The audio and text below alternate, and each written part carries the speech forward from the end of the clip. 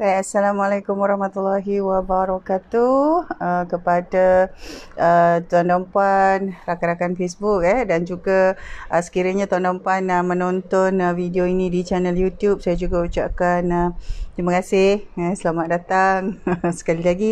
Hari ini alhamdulillah hari ini hari Sabtu hari Sabtu, dan sekali lagi saya jadualkan waktu untuk bersama-sama dalam satu lagi video di platform Facebook page. Jadi alhamdulillah, jadi saya kira ini hari-hari yang seterusnya lah kita dah tak celebrate lagi New Year. Kita dah tak celebrate lagi tahun baru, kita dah masuk dah. Jadi kita terus perlu melaluinya sahaja kita lalui sahaja tahun baru tu. Jadi untuk itu tuan dan puan, sekali lagi saya ucapkan terima kasih kepada rakan-rakan semua sepanjang perjalanan kerjaya, sama ada yang sedang bekerja ke ataupun yang menjalankan perniagaan sendiri, yang melalui jalan-jalan liku-liku sebarang orang kata hal-hal pengurusan yang melibatkan perniagaan dalam kepelbagaian industri, kepelbagaian latar belakang. Jadi ini kita kata kita sama-sama dalam keadaan orang kata semua orang ada situasi masing-masing ada situasi masing-masing yang perlu dilalui. Jadi sama ada situasi itu berbentuk lebih kritikal ataupun situasi itu berbentuk agak biasa, itu yang membezakannya. Jadi kali ini sebenarnya tuan dan puan dalam siri video di Facebook dan juga yang disiarkan di channel YouTube, sebenarnya ada beberapa ada beberapa siri konsep yang dibawakan. Jadi hari ini adalah tentang kita berbincang tentang rancangan ataupun pengurusan tuan dan puan sebagai seorang CEO syarikat. Jadi hari ini ambil kesempatan lah, sebab saya rasa cuti terlalu panjang ni entah macam mana hari ini rasa cuti terlalu panjang Puan Farida seronok dengan anak dan cucu di rumah tetapi bagi sebahagian besar daripada kita rasa cuti terlalu panjang kerana pada 31 hari bulan pun ramai yang ambil cuti, kemudian 1 hari bulan, 2 hari bulan, 3 hari bulan, terasa seolah-olah cuti itu terlalu panjang pula. Biasanya kita seronok nak melalui cuti-cuti begitu, tetapi kali ini saya tak pasti rakan-rakan macam mana, tetapi saya dapati bagi pihak saya dan keluarga merasakan bahawa cuti tu agak panjang, macam terlalu panjang, macam lama sangat. Agaknya sebab kita duduk di rumah kita banyak duduk di rumah, jadi kita rasa macam lamanya cuti tu. Jadi untuk tu tuan dan puan, sama-sama kita memeta sebab rancangan dah ada rancangan untuk menghadapi tahun 2021 dah ada. Meskipun ramai di antara kita memang susahlah nak rancang untuk sepanjang tahun tetapi kita dah menjadi satu kebiasaan kerana kita punya pencapaian itu kita dah setkan untuk yang lebih panjang. Jadi nak tak nak memang kita kena susunkan mengikut tahun akaun kita ditutup. Jadi 12 bulan. Kemudian barulah kita akan orang kata review kita akan sentiasa review. Dalam keadaan sekarang kita memang perlu review tuan dan puan kalau sebelum ni mungkin bukan dalam keadaan PKP, bukan dalam keadaan pandemik, kita tidak memberi penekanan kepada business review. Tapi sekarang setiap bulan, setiap 30 hari, setiap 60 hari, setiap 90 hari kita perlukan satu business review yang perlu bersikap berkala, bersifat sentiasa yang kita akan buat. Kalau dulu memang kita kata memang ada tetapi tak ditekankan, tapi disebabkan keadaan PKP, keadaan pandemik, nak tak nak kita kena review bisnes kita sentiasa. Kalau secara praktis tuan dan puan, kalau secara praktis memang kita tiap-tiap tahun ada rancangan 12 bulan kerana akaun syarikat kita memang 12 bulan tutup. Jadi setiap kuarter, maksudnya setiap 90 hari kita akan review. Tapi sekarang ni, dalam keadaan sekarang, dia jadi lebih, orang kata lebih ditekankan keperluannya, jadi kritikal untuk review bisnes kita itu. Bukannya 90 hari, 30 hari kita review kan. Setiap bulan kita terpaksa review. Kalau ikutkan praktis yang standard, memang kita review tiap-tiap 30 hari. Jadi sebenarnya kalau tuan dan puan tanya jadual untuk menyemak rancangan, jadual untuk review bisnes kita adalah secara berkala 30, 60, 90 hari dan kemudian kita akan review untuk tahunan untuk tahunan perniagaan kita. Baik, jadi tuan dan puan, kali ini saya bawakan satu lagi orang kata topik dalam siri Can We Talk, the ex-CEO series. Sebab saya bukan CEO syarikat dah. Saya dah resign daripada menjadi CEO syarikat, dan juga buat masa ini saya menjadi pemilik penuh kepada perniagaan, tetapi tidak melantik diri sendiri dan tak jadi CEO pun. Tetapi perbincangan yang dibawa ini adalah dalam konteks praktikal, di mana melalui pengalaman terdahulu dan juga keadaan semasa, apabila saya banyak berjumpa dengan CEO syarikat, maka ada perkara-perkara yang penting yang perlu kita lihat dan bincangkan dalam konteks orang kata melihat perkara ini sebagai seorang CEO syarikat. Dan CEO syarikat yang saya bawa dalam konteks perbincangan saya adalah individu yang membuka sendiri syarikatnya, menjadi salah seorang pemegang saham dalam syarikatnya ataupun pemegang saham utama dalam syarikatnya, kemudian melantik dirinya sendiri sebagai pengarah dan memegang jawatan tertinggi dalam syarikatnya, iaitu CEO ataupun ketua dalam syarikat. Jadi tak ada orang lain yang paling tinggi taraf bosnya tu melainkan dia. Itu adalah kategori CEO yang saya bawakan dalam platform perbincangan dalam video, sama ada tuan dan puan menontonnya di FB ataupun di channel YouTube Nur Aminah Omar. Baik. Okey, jadi kali ini bawa masuk partner tuan dan puan. Bawa masuk partner. Jadi ada banyak kalau ikutkan ada banyak soalan yang diterima, sama ada daripada email ataupun tuan dan puan yang baca blog www.nuraminaomar.com, dan kebanyakannya meninggalkan komen ataupun menghantar email untuk buat pertanyaan. Jadi sebenarnya apakah keperluan bila tanya kenapa nak buat masuk partner? Saya nak buat masuk partner, macam mana saya nak nak susun partner saya ni, nak bekerja ke tak bekerja, nak buat modal tak buat modal, nak pegang saham tak pegang saham. Jadi sebenarnya bila kita bincang tentang partner ni, sekiranya tuan dan puan merupakan pemilik, tuan dan puan adalah CEO, pengarah dan pemegang saham dalam syarikat yang tuan dan puan bangunkan itu, dia menjadi satu keperluan untuk dimasukkan dalam rancangan bisnes tuan dan puan, membawa masuk partner itu. Walaupun tuan dan puan mungkin dah merancang untuk jadikan company tuan dan puan tu single person company, walaupun Senin Berhad boleh ada seorang saja. Senin Berhad untuk Akta Syarikat 2016 memang boleh seorang saja. Maksudnya seorang saja tu seorang pemegang saham, seorang pengarah dan seorang CEO sahaja. Seorang saja dalam satu company itu dah boleh, dah dibolehkan. Tetapi apabila kita dah buka syarikat Senin Berhad, yang saya jumpa tidaklah usahawan itu berhajat nak duduk seorang-seorang dalam syarikat tu sepanjang hidupnya, tidak. Maka sebenarnya apabila menjadi seorang CEO, seorang pengarah, seorang pemegang saham dalam syarikat yang kita buka sendiri, sebahagian perkara yang dimasukkan dalam rancangan bisnes kita itu, perancangannya adalah untuk membawa masuk partner. Jadi partner ni tuan dan puan, dia tak semestinya pegang saham. Kita boleh tengok apakah kriteria ataupun perkara-perkara yang kita kata definisi sebagai partner. Jadi dalam banyak perbincangan apabila kita sebut tentang partner, ramai yang melihat bahawa partner tu kita buat bisnes sama-sama. Ini yang susah. Kita kata okey, mari kita berpartner buat bisnes. Jadi kita punya pahaman adalah buat bisnes sama-sama. Bila buat bisnes sama-sama, kita nak buat kerja semua sama-sama, kita nak bawa modal masuk semua sama-sama, semua nak sama-sama. Walhal definisi kepada partnership dalam bisnes ini adalah bergantung kepada perjanjian ataupun apa yang dipersetujui oleh kedua-dua pihak. What kind of partnership do you agreed on? Apakah jenis partnership, apakah jenis cara kerjasama yang dipersetujui oleh dua atau lebih pihak? Sepatutnya kita ada definisi itu. Jadi katalah tuan dan puan kata, puan, saya ni memang rancang nak buat masuk partner. Tapi macam mana pembahagian saham? Jadi kena semak semula. Apakah orang kata rancangan ataupun tujuan partnership tu tadi?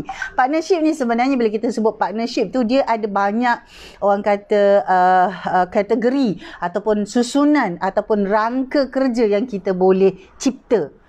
Kita yang buat dia tuan dan puan. Katalah kalau tuan dan puan ajak saya berpartner, saya akan tanya partnership yang macam mana.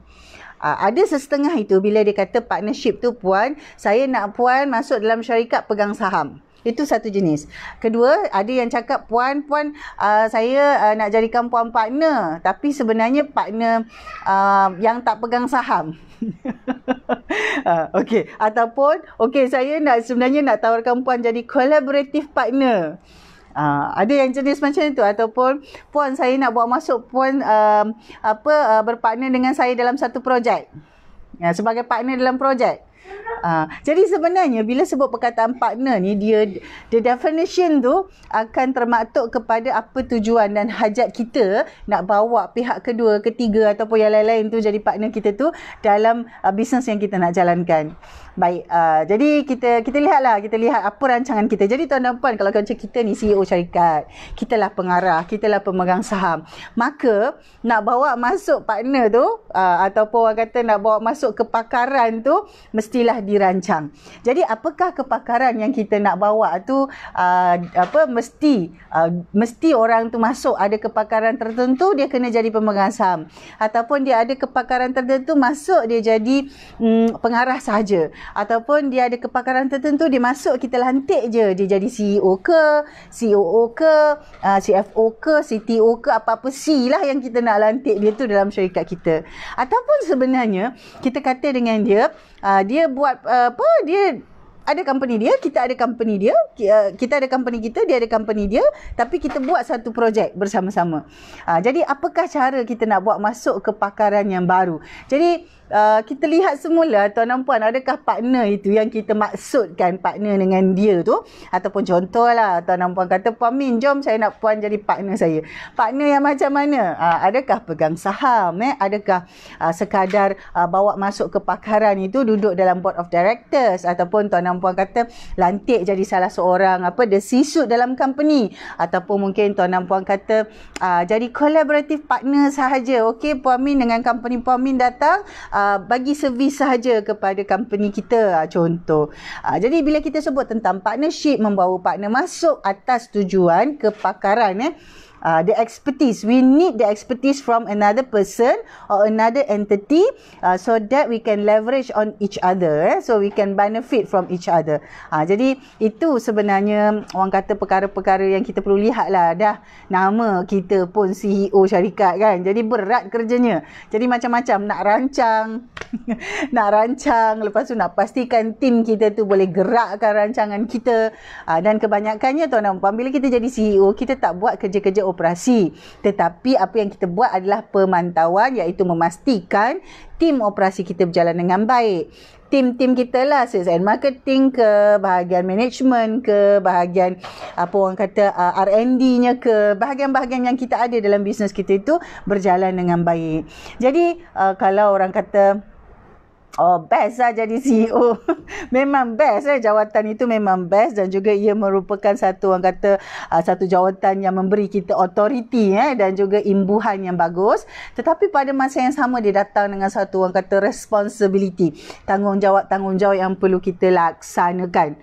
Jadi antara tanggungjawabnya itu adalah membuat perancangan tu tadilah tuan dan puan kan. Jadi apakah perancangan kita untuk membawa kepakaran-kepakaran baru, kepakaran-kepakaran yang diperlukan oleh bisnes kita untuk maju ke hadapan?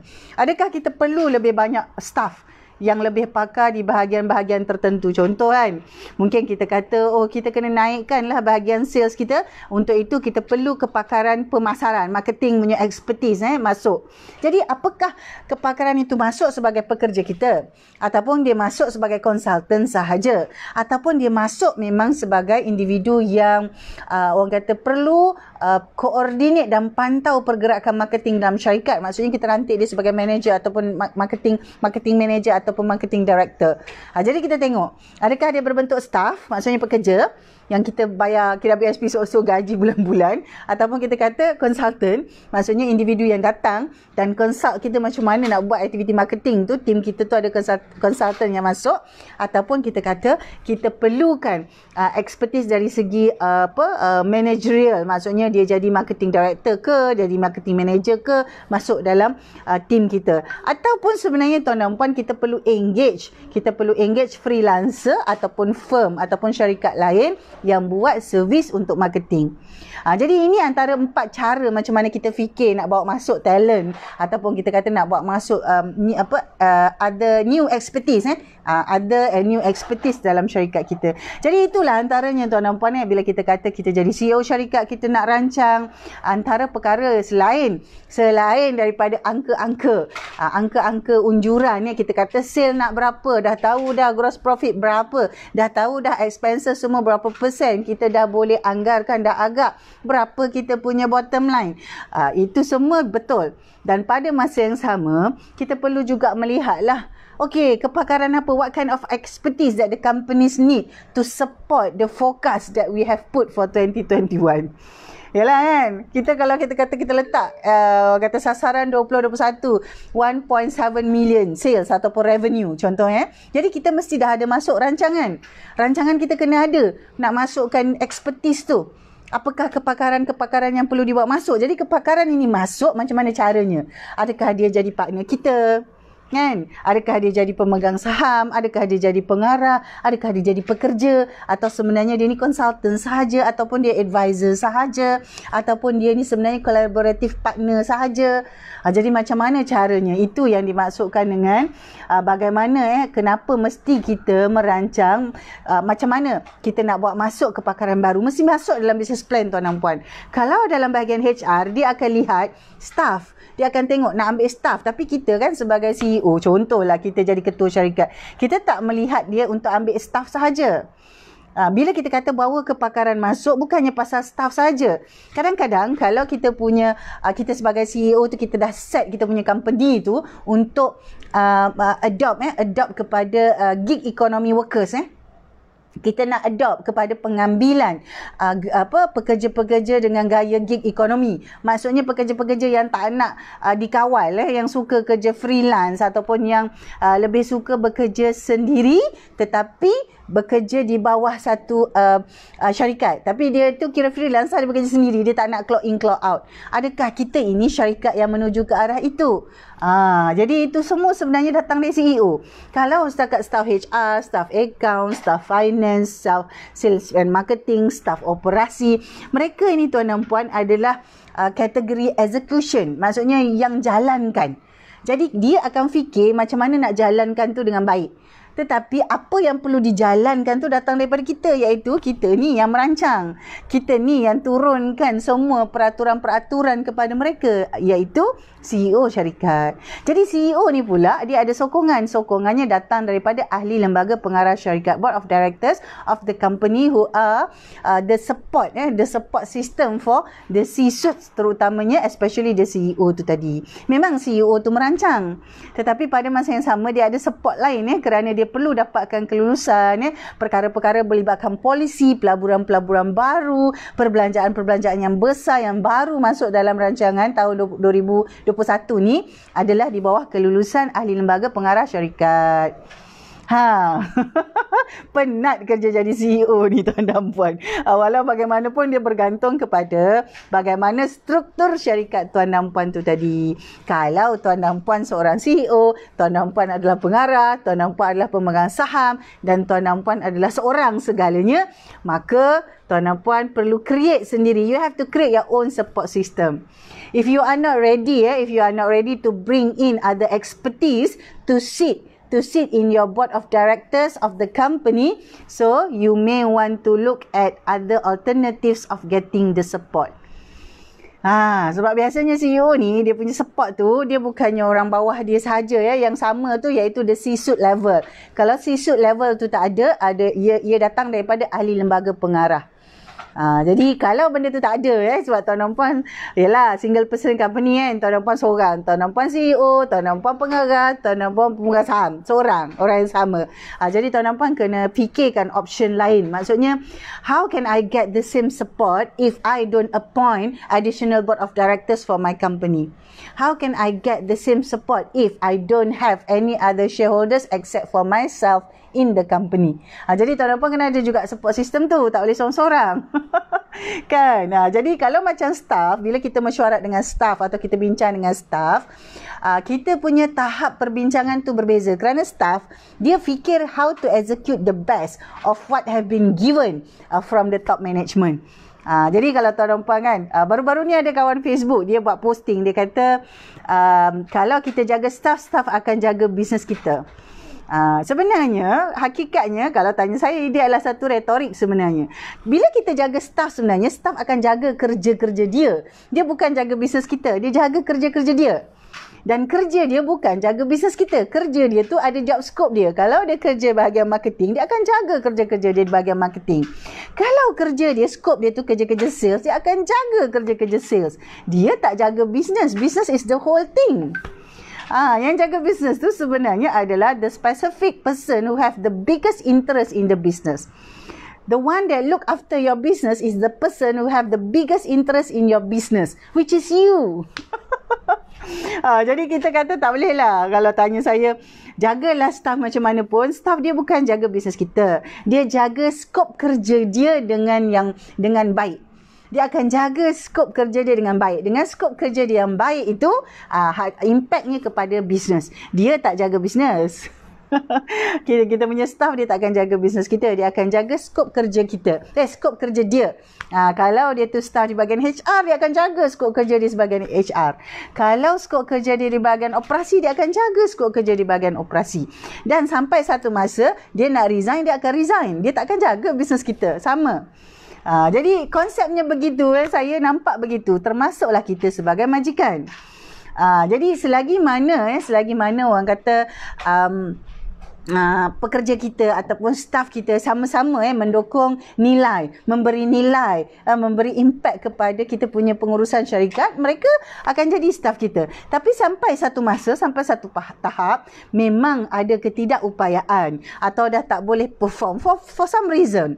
If there's a staff for some reason can't perform well ataupun cannot commit to the scope of work that given, automatically, naturally, we have to terminate the staff or the staff need to resign.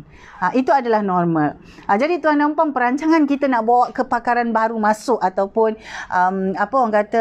talent baru masuk ataupun yang baru ataupun yang memang pakar ataupun yang lama kita nak maintain tu semua adalah sebahagian daripada rancangan besar yang datang daripada CEO. Bahagian HR akan execute. Bahagian finance, account, sales, marketing, operation dia akan execute. Dan kalau staff ni buat plan, dia akan buat plan untuk department dia. Dia bukan buat plan untuk syarikat. Tak. Yang buat plan untuk syarikat nak bawa masuk new expertise ke, nak bawa masuk new talent ke. Ini semua dia punya policy, dia punya perancangan jangka masa panjang memang datang daripada tuan dan puan sebagai CEO syarikat, terutama tuan dan puan yang jadi CEO, tuan dan puan juga pegang saham, tuan dan puan juga jadi pengarah syarikat tu. So, ultimatum, the ultimate sole power that you hold as the CEO and as the director of your company and holding a major share in the company. Jadi tuan dan puan, konteks CEO yang saya bawa dalam perbincangan ini adalah di mana tuan dan puan sendiri yang buka syarikat, pegang saham, jadi pengarah, bangunkan syarikat tu. Itu perbincangannya. Jadi dia berbeza. Kalau tuan dan puan kata dah buka syarikat, tiba-tiba lantik saya, Puan Min lantik Puan Min jadi pengarah ataupun jadi CEO syarikat, tuan dan puan lain kerana saya punya interest different. My interest, if let's say you appoint me as the CEO of your company or even as a director of your company, my interest will be different. Dia lain, dia tak sama macam tuan dan puan sendiri yang bangunkan syarikat tu, jadi pegang saham syarikat tu, jadi pengarah, dia lain. Jadi itu, perbezaan itu adalah satu perkara yang realistik. Jadi kita tak boleh juga anggap staff kita tu ataupun talent-talent yang kita bawa masuk ataupun expert-expert yang kita bawa masuk dalam syarikat kita akan menjaga bisnes kita tu sama macam kita jaga. Tak, dia tak sama. Dia berbeza tuan dan puan, dia lain. Jadi apa rancangan kita? So, what is your plan? Apa rancangan tuan dan puan untuk bawa masuk expertise ataupun talent dalam bisnes tuan dan puan? Apakah dia akan berbentuk partner baru iaitu pemegang saham baru? Apakah dia akan berbentuk lantikan sebagai pengarah? Ataupun adakah dia berbentuk lantikan dalam tim pengurusan iaitu the C-suite of the company? Ataupun dia adalah lantikan staff tim operasi dalam bisnes tuan dan puan? Atau apakah tuan dan puan akan bawa masuk expertise itu dari segi freelancer, maksudnya hire sajalah as individual, ataupun tuan dan puan kata bawa talent masuk ni ataupun expertise masuk ni dari segi collaboration on project. Adakah dia macam itu? Apakah caranya? So, apakah? Ya, tuan-tuan puan. Jadi insya-Allah tuan-tuan puan, saya yakin walaupun keadaan sekarang macam-macam, saya sendiri dalam keadaan semasa pun menghadapi macam-macam. Solopreneur, solo practice ataupun tuan-tuan puan jadi CEO syarikat ataupun tuan-tuan puan mengemudi kumpulan syarikat, cabarannya tetap ada. Cabarannya ada, sama ada dia besar atau kecil sahaja. Jadi kita tak ada istilah kata yelah korang seorang-seorang senang lah semua benda boleh buat. There's no such thing actually. Because these are the challenges that we face based on our business status, based on the path, rancangan, on the path and the plan that we have for our business. So the bigger our plan, the more challenge it becomes. Jadi itu natural lah, secara semula jadilah. Jadi kita tak boleh perkecilkan orang lain yang yang tak mahu buka syarikat banyak-banyak. Kita tak boleh perkecilkan mereka kerana kita yang memilih untuk buka syarikat banyak-banyak.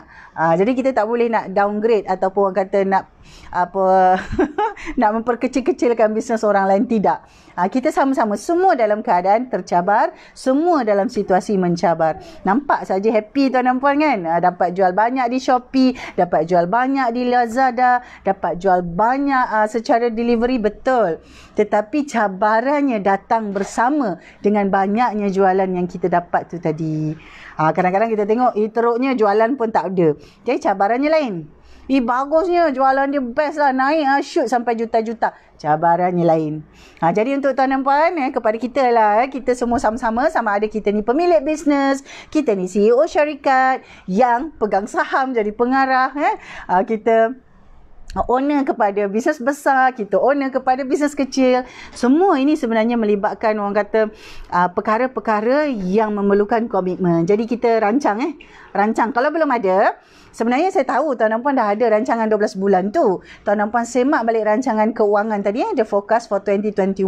Daripada situ semak lagi apakah rancangan untuk bawa masuk new talent, new expertise ataupun new resources untuk memenuhi keperluan forecast keuangan kita. Kalau kita target 1 juta, kita tengok apa aset yang kita perlukan, apa jenis kepakaran yang kita perlukan, orang-orang yang macam mana yang kena ada. Kita tengok balik semua tu supaya support so that we can have a strong system to support the forecast, the business plan that we prepare for 2021.